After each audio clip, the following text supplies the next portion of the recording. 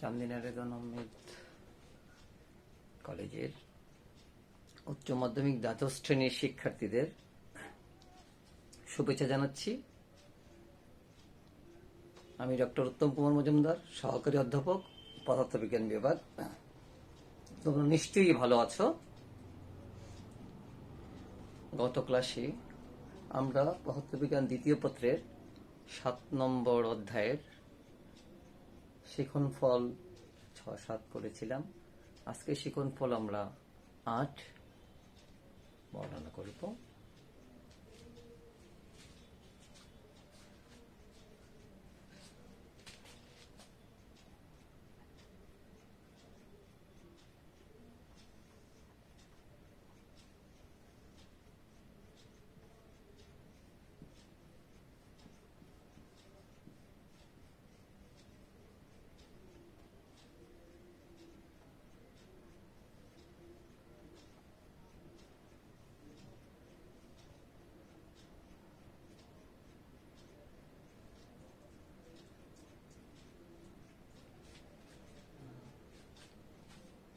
চিত্রে আমরা আলোকের সামনে একটা অস্বচ্ছ বস্তু রাখলাম।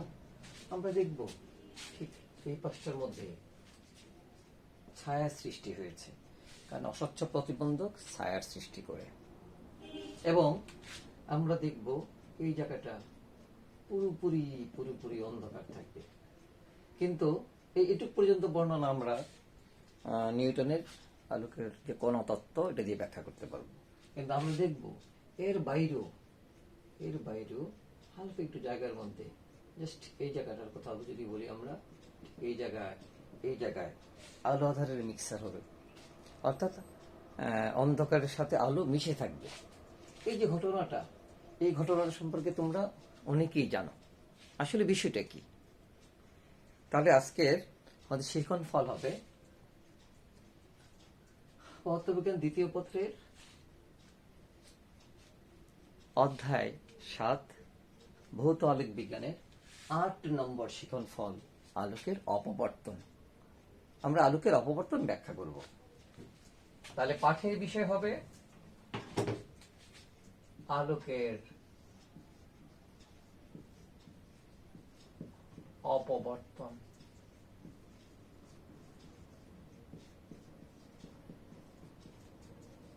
Diffraction of light. শিখনফল 8 নম্বর শিখনফল। আমরা আলোকের অপবর্তন বা কেউ এটাকে বলে ব্যাবর্তন আমরা ব্যাখ্যা করব। তাহলে ব্যাবর্তনটা কি? আমরা আলোকের বৈশিষ্ট্যগুলো আমাদের জেনেছি। আলোকের প্রতিফলন ধর্ম আছে, প্রতিসরণ ধর্ম আছে, যেটা কণাতত্ত্ব দিয়ে ব্যাখ্যা করা যায়। তরঙ্গ তত্ত্ব যেটা বিজ্ঞানী হাইগেন দিয়েছেন, এর সাহায্যে আমরা দেখেছি, ব্যতিচার ব্যাখ্যা করেছি, ইয়ং এর দ্বিচির পরীক্ষা করেছি গত শিখনফলগুলায়। আজকে আমরা তরঙ্গ তত্ত্বের সাহায্যে কিন্তু আরেকটা বৈশিষ্ট্য অপবর্তন ব্যাখ্যা করব। অপবর্তনটা আসলে কি আমরা দেখব। তীক্ষ্ণ ধার বা সুচালো ধারের কাছ দিয়ে যখন রশ্মি যাওয়ার সময় সে কি করছে, এই জায়গাটা অবশ্যই ছায়া হবে, যেটা এঁকেছিলাম আমরা, এই জায়গাটা অবশ্যই ছায়া হবে, জ্যামিতিক ছায়া অঞ্চল। ছায়া অঞ্চলের দিকে দেখবো যে আলো আধারের একটা মিশ্রণ হচ্ছে। এই ঘটনাটার নামই হচ্ছে আলোকের অপবর্তন। তাহলে আলোকের অপবর্তনটা আমরা ব্যাখ্যা করতে চেষ্টা করি।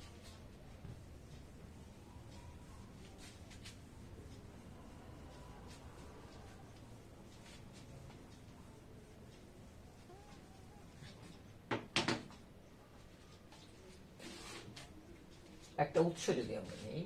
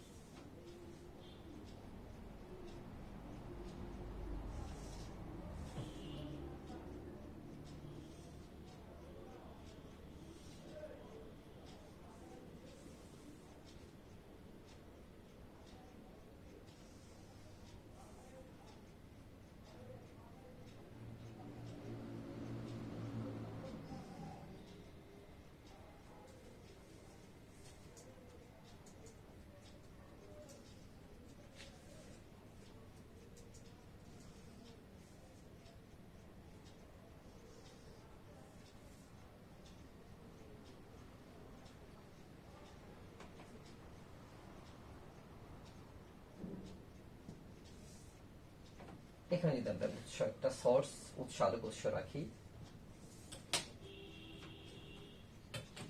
উৎস থেকে আমরা দেখব যে তরঙ্গ তত্ত্ব বলেছে যে উৎস থেকে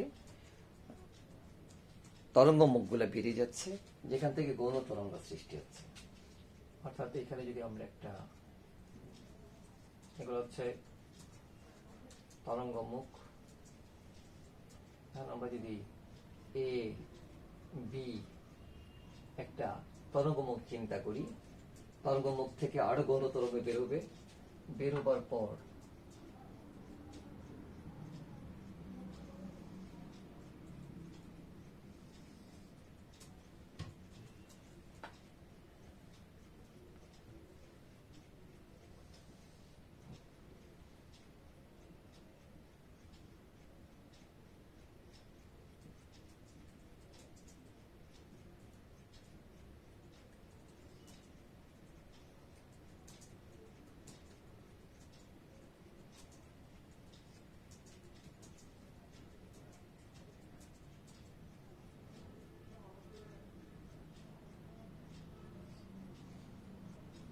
এরকম অসংখ্য আমরা তরঙ্গ মুখ দেখতে পাবো। এগুলো সব তরঙ্গ মুখ, যেটা প্রতিটাই হচ্ছে গৌণ তরঙ্গের উৎস। ঠিক এইভাবে আমরা যদি চিন্তা করি, পিকিউ যদি পর্দা চিন্তা করি, পিকিউ পর্দার উপর M N N prime M prime, আমরা দেখব উৎস থেকে যে গৌণ তরঙ্গ বেরোচ্ছে, তারা ঠিক একটা গৌণ তরঙ্গ মুখ যদি আমরা এবি চিন্তা করি, এই বিন্দু থেকে আরো তরঙ্গ মুখগুলো বেরোচ্ছে, বি বিন্দু থেকে আরো তরঙ্গ মুখগুলো বেরোচ্ছে। আমরা দেখব যে এম এন অংশটার মধ্যে আসলে অন্ধকারের একটা অবস্থা দেখছি আমরা। এম এন প্রাইম অংশটা পুরোপুরি অন্ধকার থাকবে, কারণ অস্বচ্ছ প্রতিবন্ধক, এই যে একটা অস্বচ্ছ প্রতিবন্ধক যদি আমরা চিন্তা করি, এবি এবি হচ্ছে একটা অস্বচ্ছ প্রতিবন্ধক, আর তরঙ্গ মুখগুলো হচ্ছে এগুলা, এইটা হচ্ছে একটা অস্বচ্ছ প্রতিবন্ধক, এটা সামনে রাখার কারণে, অর্থাৎ যার মধ্যে দিয়ে আলোক যেতে পারছে না। আমরা দেখব এম এন প্রাইম অঞ্চলটা পুরোটাই কিন্তু জ্যামিতিক ছায়া অঞ্চল, এম এন প্রাইম অঞ্চলটা পুরোপুরি অন্ধকার দেখাবে, আর এম এম প্রাইম এবং এন প্রাইম এন এই দুটো অঞ্চল আলোক এবং অন্ধকারের মিক্সার হবে। আমরা যদি এন এর নিচে চলে যাই এবং এম এর উপর দিকে দেখি, এই জায়গাটা পুরোপুরি কিন্তু আলোকিত থাকবে, কিন্তু এই মাঝের জায়গাটার মধ্যে এইটুকু এবং এইটুকু জায়গায় যে আলোক আধারের অবস্থা হচ্ছে, এই যে প্যাটার্ন বা সজ্জাটা যে কারণ হবে, তার নামই বলবো আমরা আলোকের অপবর্তন। তাহলে তোমরা শিক্ষার্থীরা বুঝতেই পেরেছ, মানে আলোকের মধ্যে অন্ধকার, অন্ধকারের মধ্যে আলোক মিশে আছে, যে ধর্মের কারণে তাকেই বলবো আমরা আলোকের অপবর্তন। এটা অবশ্যই তরঙ্গ তত্ত্ব দিয়ে ব্যাখ্যা করতে হবে, কণা তত্ত্ব দিয়ে এটা ব্যাখ্যা করা যাবে না। তাহলে আলোকের অপবর্তন কোনো প্রকারভেদ কি আছে? আমরা দেখব আলোকের অপবর্তন দুই প্রকারের। অপবর্তন দুই প্রকারের, একটাকে বলবো আমরা ফ্রেনেল শ্রেণী অপবর্তন, আরেকটাকে বলবো ফ্রনহোফার শ্রেণী অপবর্তন। ফ্রেনেল FRES ফ্রেনেল শ্রেণী অপবর্তন, আরেকটাকে ফ্রনহোফার। ফ্রেনেল শ্রেণী অপবর্তন কাকে বলবো? যে অপবর্তনে দেখবো আমরা উৎস, আর এটা হচ্ছে পর্দা, পরস্পর থেকে সসীম দূরত্বে থাকে, সীমিত দূরত্বে থাকে, তাকে বলবো আমরা ফ্রেনেল শ্রেণী অপবর্তন।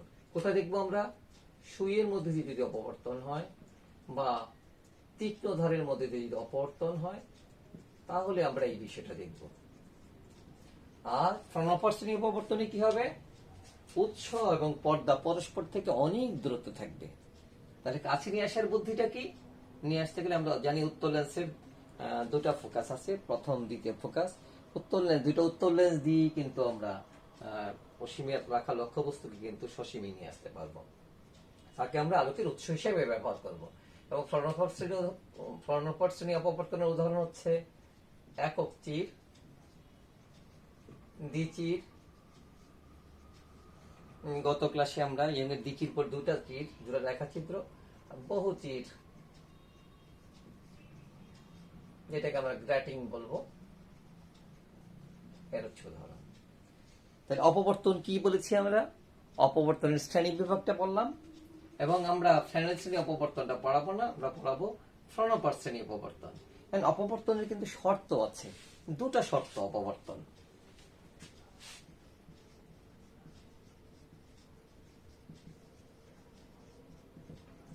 এক হচ্ছে ধার খুব তীক্ষ্ণ হতে হবে, ধার খুব তীক্ষ্ণ হতে হবে, খুব সুচারু হতে হবে এক। আর চির বা ছিদ্র যদি নেই, আমরা রেখা ছিদ্র যদি নেই, এর প্রস্থ বা ছিদ্র যদি নেই, এর ব্যাস আলোকের ব্যবহৃত যে আলোক আমরা ব্যবহার করব, আলোকের তরঙ্গ দৈর্ঘ্যের সাথে তুলনীয় হতে হবে। তরঙ্গ দৈর্ঘ্যে প্রায় সমান হতে হবে। যে প্রস্থ বা ব্যাস যদি ডি হয়, ডি প্রায় তরঙ্গ দৈর্ঘ্য ল্যামডার কাছাকাছি হতে হবে। অপবর্তন হতে গেলে এই দুইটা শর্ত অবশ্যই মেনে চলতে হবে। হ্যাঁ, আমরা অবশ্যই আমাদের এই বিষয়গুলো মনে রাখতে হবে। তাহলে অপবর্তন সম্পর্কে অপবর্তনের শর্ত আমরা বললাম। এখন আমরা একক চিরে অপবর্তনের গাণিতিক ব্যাখ্যাটা দেখব, এবং দেখব এখানে কিভাবে অবম অন্ধকার অবস্থার সৃষ্টি হচ্ছে, চরম বা আলোক উজ্জ্বল অবস্থার সৃষ্টি হচ্ছে।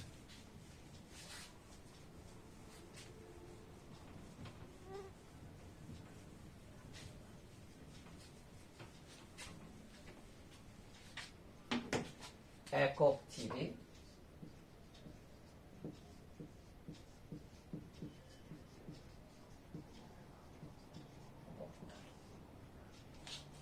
এবং আমরা যে অপবর্তনটা বলছি, এটা ফ্রনপার শ্রেণীর অপবর্তন। উৎস অনেক দূরে থাকবে, উৎস অনেক দূরে থাকবে।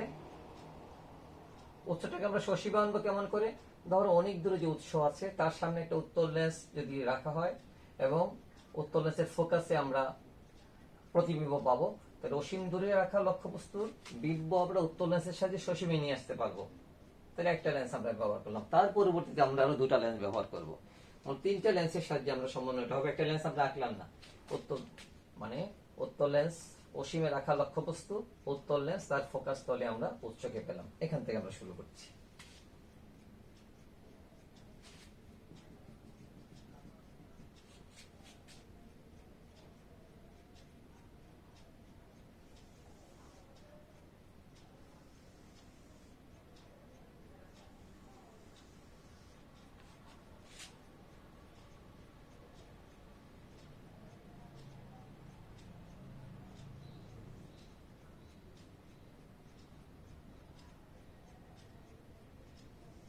সামনে আমরা একক চিত্রা রাখবো, তার থেকে সমান দূরে, প্রায় সমান দূরে আমরা একটু লেন্স যদি রাখি,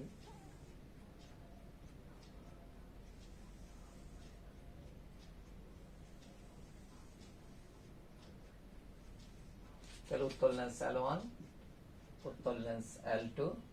এই উৎসটা, আলোক উৎসটা উত্তল লেন্সের ফোকাসে অবস্থিত। এখান থেকে যখন রশ্মি যাবে,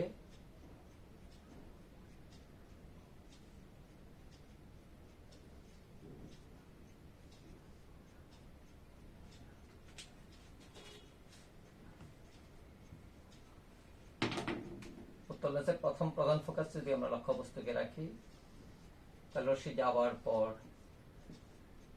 প্রধানকের সমান্তরালে রশ্মি চলে যাবে,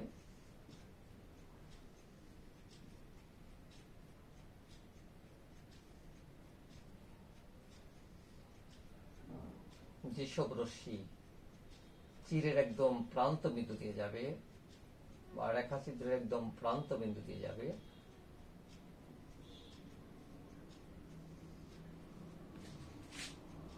সমান্তরালে যে গেল সে কিন্তু কখনো বাঁকবে না। কিন্তু অর্থাৎ যারা এই প্রধান অক্ষের সমান্তরাল বা আলোক কেন্দ্রের সমান্তরাল বরাবর যাবে, তারা কিন্তু বাঁকবে না। কিন্তু যারা একটু চিরের প্রান্ত দেশে গিয়ে অপবর্তিত হবে বা ব্যবর্তিত হবে, তাদেরকে আমরা উত্তল লেন্স L2 দ্বারা তার সামনে রাখা পর্দার উপর বিম্ব পাবো।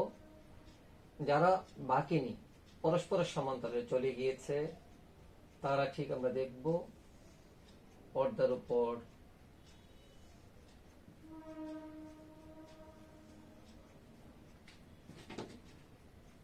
সমদশা সম্পন্ন, এরা পর্দার উপর ও বিন্দুতে বিম্ব সৃষ্টি করলো, অবশ্যই উজ্জ্বল অবস্থা পাবো।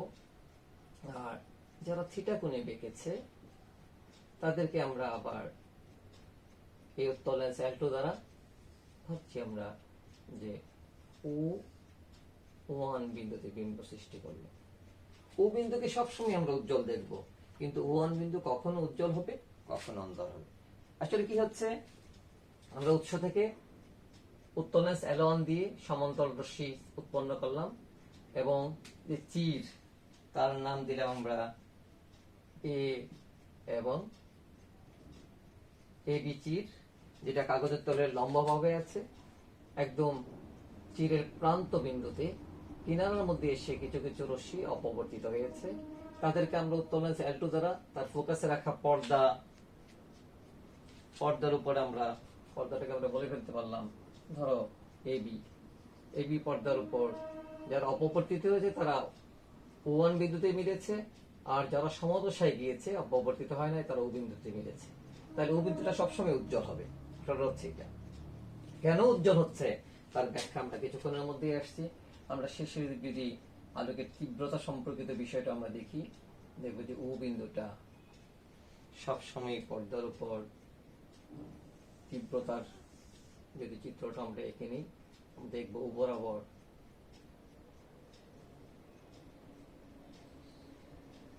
এটা সবসময় উজ্জ্বল হবে। তারপর আলোক তীব্রতা আস্তে আস্তে করে কমে কমে শেষ হয়ে যাবে।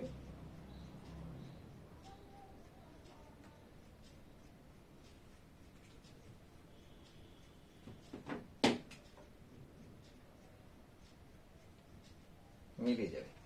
তাই আলোকের তীব্রতা ঠিক আমরা দেখবো চির বরাবর আলোকের তীব্রতা বা উজ্জ্বল খুব বেশি, এটাকে মুখ্য চরম বিন্দু বলবো, আমরা মুখ্য চরম অবস্থা বলবো। তারপর প্রথম ধরো অন্ধকার, তারপরে প্রথম উজ্জ্বল, দ্বিতীয় অন্ধকার, দ্বিতীয় উজ্জ্বল, এভাবে হতে থাকবে। দুপাশেই কিন্তু এরকম একটা অবস্থা আমরা দেখতে থাকবো, সজ্জাটা আমরা এরকম দেখবো। কেন হয়েছে? কারণ আমরা যদি এখান থেকে এই বিচির এখান থেকে যদি আমরা লম্ব টানি তাহলে দেখবো থিটা কোণে যারা বেঁকেছে, এখানে যারা থিটা কোণে বেঁকেছে, এটা যদি আমরা বিডি বলি, আর এই বিন্দুটাকে যদি আমরা এ বলি এবং এই বিন্দুটাকে যদি আমরা বি বলি, তাহলে আমরা দেখব যে BD by AB is equal to sine theta, বা বিডি সমান হচ্ছে এবি সাইন থিটা। এটুকু যদি এ হয়, থিটার প্রস্থ যদি এ হয়, এটা হচ্ছে এ সাইন থিটা। তাহলে বিডিটা কি? এই রশ্মি মানে অপবর্তিত রশ্মিগুলোর মধ্যে পথ পার্থক্য। বিডি হচ্ছে অপবর্তিত রশ্মির মধ্যে পথ পার্থক্য। আমরা জানি পথ পার্থক্যের কারণে কিন্তু দশা পার্থক্য হয়, দশা পার্থক্যের কারণে কিন্তু ব্যতিচার হয়। এবং এখানে ব্যতিচারটা কি কারণে হচ্ছে? তরঙ্গ মুখ পড়ছে, তরঙ্গ মুখ থেকে যে গৌণ তরঙ্গ সৃষ্টি হচ্ছে তাদের মধ্যে কিন্তু ব্যতিচার হবে। যেখানে ব্যতিচারে আমরা দেখেছিলাম যে দুইটা ভিন্ন উৎস থেকে যে তরঙ্গমুখ বেরোচ্ছে তাদের মধ্যে উপরিপাতনের ফলে ব্যতিচার হচ্ছে, আর এখানে তরঙ্গমুখের বিভিন্ন অংশ থেকে যে গৌণ তরঙ্গ বেরোচ্ছে তাদের মধ্যে উপরিপাতন হচ্ছে, ব্যতিচার হচ্ছে। তাহলে এ সাইড দিয়ে হচ্ছে পথ পার্থক্য। এই পথ পার্থক্যের কারণে ও বিন্দুটাকে সবসময় উজ্জ্বল দেখাবে, যাকে আমরা কেন্দ্রীয় উজ্জ্বল বলছি। আর O1 বিন্দুটা কখনো উজ্জ্বল কখনো অন্ধকার দেখাবে। শর্তটা কি? উজ্জ্বলের শর্ত হচ্ছে, প্রথম হচ্ছে উজ্জ্বলতার শর্ত বা চরমের শর্ত। কখন আমরা চরম পাবো? যখন এ সাইন থিটা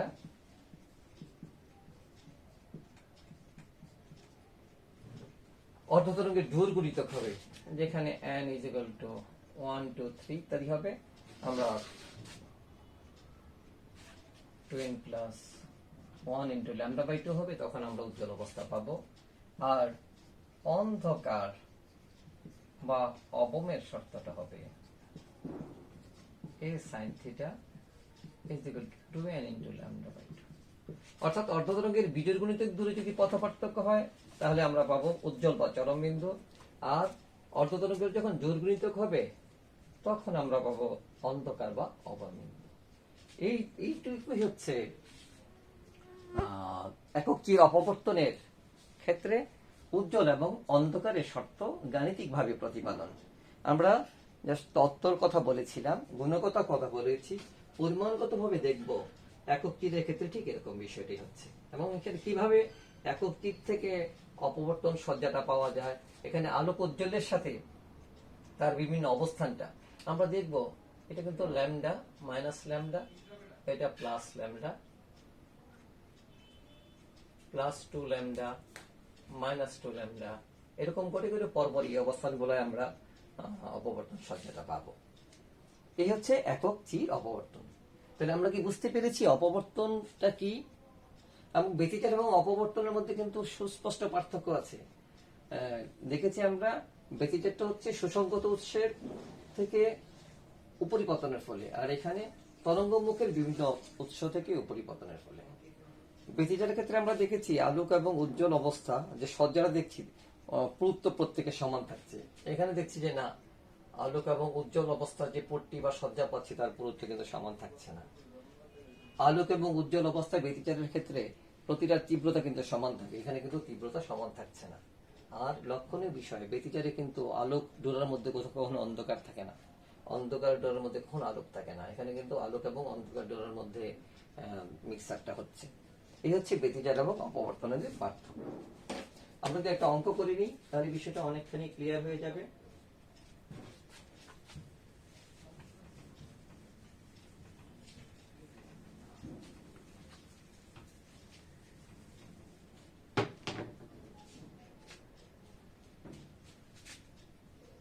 একটি 9 শ্রেণীর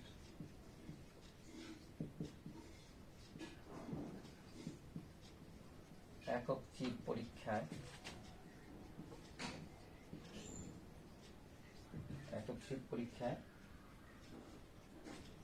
5890 অ্যাংস্ট্রম তরঙ্গ দৈর্ঘ্যের আলোক ব্যবহার করা হলো।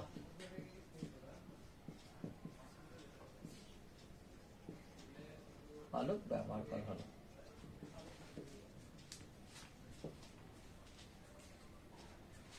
তীরের প্রস্থ 15.2 মিলিমিটার।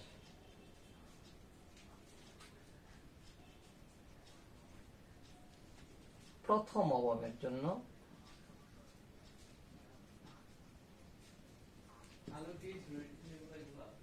চিরের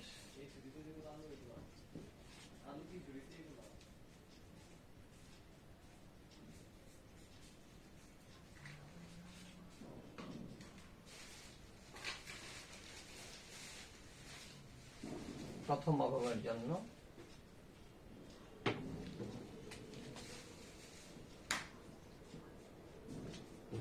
অপবর্তন কোণ নির্ণয় করো।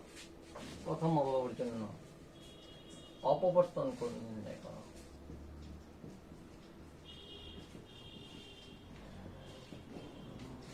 প্রশ্ন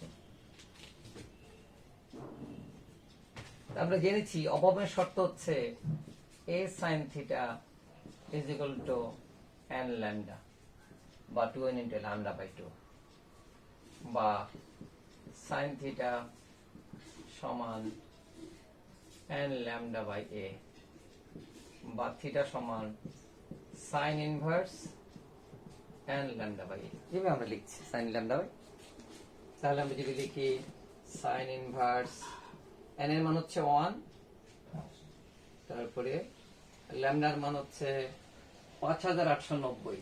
আমরা জানি 5890 অ্যাংস্ট্রম, এখানে n এর মান হচ্ছে 1 প্রথম যেহেতু, তাহলে 5890 1 অ্যাংস্ট্রম হচ্ছে 10 to the power minus 10 metre. এটা লিখলাম 5890 into 10 to the power minus 10 metre.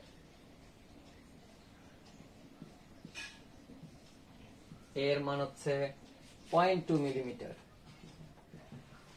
0.2 millimetre, এটা গেলে আমরা লিখছি 0.2 into 10 to the power minus 3 মিটার। এম কেসে লিখবো। Theta is equal to what? অপবর্তন কোণ theta is equal to what? Theta 1 বলতে পারি হোয়াট। তাহলে এর মানটা 0.2 into 10 to the power minus 3, যদি আমরা দিই এখানে পাবো সাইন ইনভার্স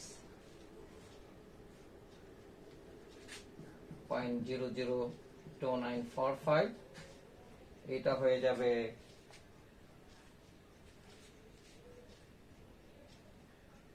0.15 ডিগ্রি, 0.17 ডিগ্রি প্রায়।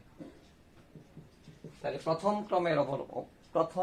ক্রমের জন্য আমরা অপবর্তন কোণটা নির্ণয় করতে পারলাম, প্রথম অবমের জন্য অপবর্তন কোণ নির্ণয় করতে পারলাম।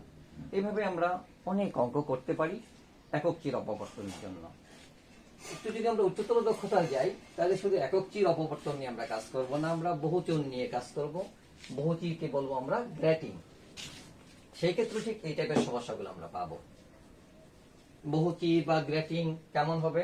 একটা চিরে দেখেছি আমরা, বহুচির একটা কাচের মধ্যে সুচারু হীরক বিন্দু দিয়ে সমপ্রস্থের আমরা দাগ দিয়ে ফেললেই কিন্তু যে সজ্জাটা পাবো তাকে বলবো আমরা বহুচির।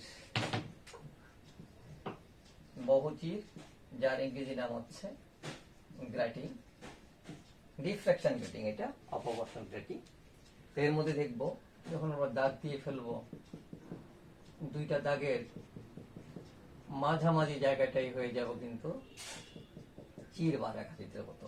এরকম প্রতি সেন্টিমিটারে যদি 10,000 চির আমরা আঁকি, 10,000 রেখাচিত্র আঁকি, তাকেই বলবো আমরা গ্র্যাটিং। অনেক সূক্ষ্ম জায়গা, প্রতি সেন্টিমিটারে 10,000 সুচারু হীরক বিন্দু দিয়ে দেখাতে হবে। এবং গ্র্যাটিং এর ক্ষেত্রে দেখবো, ধর অস্বচ্ছ অংশের ব্যাস যদি হয় এ, স্বচ্ছ অংশের ব্যাস যদি হয় বি, তাহলে এই যে এ প্লাস বি যে দূরত্ব, এটাকে বলবো আমরা গ্র্যাটিং ধ্রুবক। গ্র্যাটিং ধ্রুবক, একে আমরা ডি দিয়ে প্রকাশ করব। এবং এ প্লাস বি দৈর্ঘ্যে কিন্তু রেখার সংখ্যা হচ্ছে একটি, মানে ডি দৈর্ঘ্যে রেখা হচ্ছে একটি, তাহলে একক দৈর্ঘ্যে রেখা হচ্ছে 1/dt। এটাকে আমি n দিয়ে প্রকাশ করব। এবং গ্র্যাটিং এর ক্ষেত্রে দেখব, এই a প্লাস বি দূরত্ব যে বিন্দুগুলা, গ্র্যাটিং এর ক্ষেত্রে তাকে বলবো আমরা অনুরূপ বিন্দু। এবং এই পাশে যদি আমরা পর্দা রাখি, পর্দায় একটা চিরের জন্য যেমন আমরা আলোক উজ্জ্বল অবস্থা দেখেছি, এখানে একটা চিরের ক্ষেত্রে উজ্জ্বল হলো, মানে কেন্দ্র উজ্জ্বল হলো, তারপর সজ্জাটা হলো। আবার দ্বিতীয় চিত্রের জন্য আবার কেন্দ্র চরম হবে, জাস্ট এরকম। আবার দ্বিতীয় চিত্রের জন্য আবার এরকম হবে। এইভাবে সজ্জাটা হতে থাকবে। আমরা ওইভাবে আঁকতে পারতাম, এইভাবে সজ্জাটা হবে। বহুচিরের ক্ষেত্রে সজ্জাটা ঠিক এরকম হবে। এবং বহুচিরের ক্ষেত্রে যে পথ পার্থক্য, সে পথ পার্থক্য দিয়েই কিন্তু আমরা চরম বা উজ্জ্বল অবস্থার শর্ত পাবো।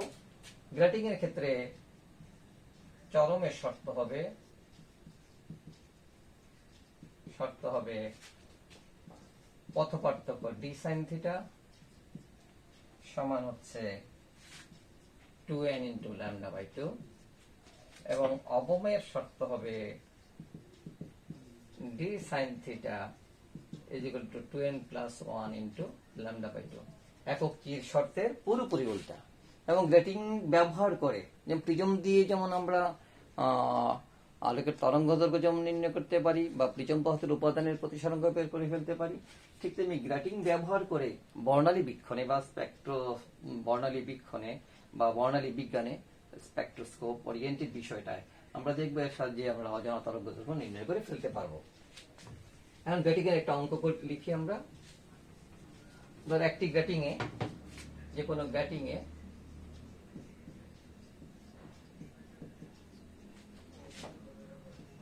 এক সেন্টিমিটারে 5000টি রেখা আছে। ব্যবহৃত আলোর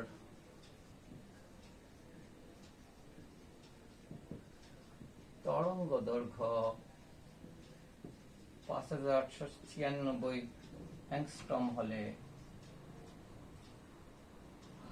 প্রথম ক্রমের জন্য অপবর্তন কোণ নির্ণয় করো।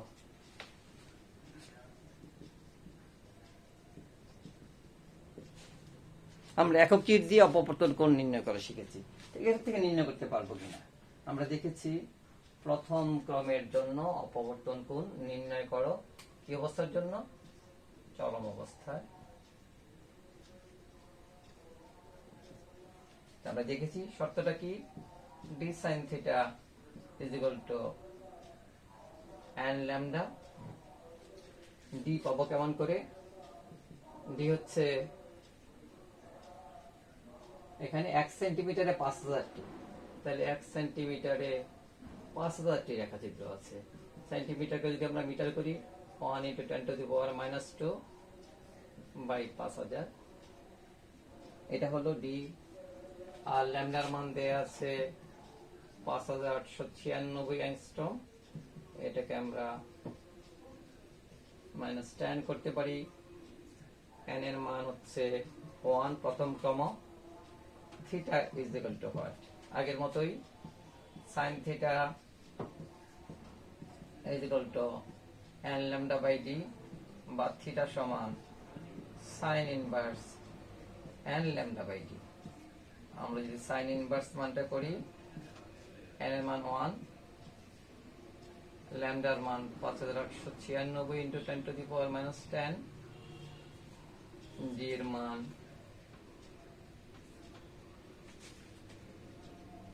1 × 10⁻², আমরা একটু ক্যালকুলেট করে নিলেই হবে, বাই 5000। এটা হয়ে যাবে প্রায় 0.17 ডিগ্রি, 17.15 ডিগ্রি প্রায়। তাহলে দেখো একক চিট দিয়ে যেখানে আমি প্রথম অবর্তন দুটো পেয়েছিলাম প্রায় 0.17 ডিগ্রি, এই ক্ষেত্রে কিন্তু অপবর্তন কোণটা হয়েছে অনেকখানি বেশি। তাহলে গ্রেটিং একক চিট থেকে গ্রেটিং দিয়ে আমরা অনেকখানি ভালো মানের অপবর্তন সজ্জাটা পেতে পারি। তোমাদের জন্য SW থাকবে সাজান তপনের বইয়ের 17 থেকে 22। আমরা একক চির এবং বহুচির অপবর্তন নিয়ে এর মধ্যে 17 থেকে 22 নম্বর যে অঙ্কগুলো, তোমরা উদাহরণে অনেক অঙ্ক পাবে, বিভিন্ন বোর্ডে অনেক অঙ্ক পাবে। 17 থেকে 22 পর্যন্ত অঙ্ক করে ফেললেই তাহলে দেখবে যে অপবর্তন সম্পর্কিত বিষয়টা তোমাদের পরিপূর্ণ সমাধান পাবে। আমাদের এই চ্যাপ্টারে কিন্তু আমরা লেকচার দিয়েছি 4টা। চ্যাপ্টার প্রায় শেষ পর্যায়ে আমরা চলে আসছি। আর রয়েছে শিকনফল একটা, সেটা হচ্ছে যে আলোকের সমবর্তনটা। পরবর্তীতে আমরা আলোকের সমবর্তন নিয়ে আমরা আলোচনা করব। তাহলে আজকে যে আলোচনাটা করেছি তার সার সংক্ষেপটা হলো অপবর্তন কি, অপবর্তনের ডিফ্লেকশন, অপবর্তনের বৈশিষ্ট্য কি, অপবর্তনের ব্যাখ্যা দিয়েছি আমরা, অপবর্তনের ব্যাখ্যা দিয়েছি। তারপর অপবর্তন এবং ব্যতিচারের মধ্যে পার্থক্য বলেছি, অপবর্তনের গাণিতিক ব্যাখ্যা দিয়ে উজ্জ্বল এবং অন্ধকার অবস্থার শর্ত দিয়েছি, একটা গাণিতিক সমস্যা করেছি। তারপর একটু উচ্চতর দরকার ক্ষেত্রে বিকির না বলে আমরা বহুচিরের কথা বলেছি, গ্র্যাটিং এর সাহায্যে আমরা আলোকের তরঙ্গ দৈর্ঘ্য নির্ণয় করতে পারবো বলেছি, এবং একটা গাণিতিক সমস্যা করে দিয়েছি। পরবর্তী ক্লাসে আমরা আলোকের সমবর্তন নিয়ে আলোচনা করব। ধন্যবাদ তোমাদের সবাইকে।